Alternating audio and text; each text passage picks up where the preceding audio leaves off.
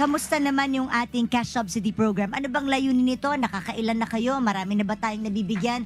Paki-explain mo nga sa ating mga viewers. Actually, marami na po tayong nabigyan kong sa cash relief assistance po ang tawag namin dito. Okay, cash relief, Relief assistance. assistance. Magkano po ito? Ito po ay binibigyan po natin ng mga drivers po natin ng 5,000 bawat isa. 5,000 pesos. Yes po, Kong. Sino-sino po ang bibigyan ng DSWD? Ito po yung mga PUV drivers po natin. Ano ba yung mga PUV drivers? Mga TUDA, TUDA?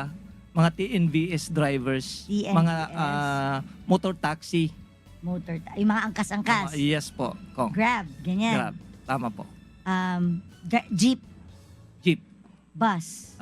Ang bus wala pa po. Ang bus wala pa po. Pero Yes. PUV driver, di ba? PUV, public utility vehicles. Hinihintay po namin yung instruction ko. Okay, pero Yes. meron naman yata sila from LTFRB, no? TNVS, ano ba yung mga example ng TNVS? Ang mga Grab drivers ko. Okay. Apo. So lahat na ba ng TODA ng buong Pilipinas nabigyan na?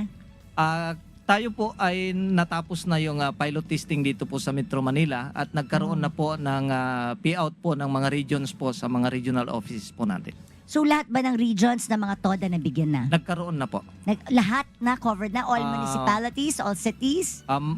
Sa ngayon po wala kaming datos kung lahat na po ng mga municipalities. Ang importante kong ay nagkaroon na po ng payout sa ating mga regional offices po.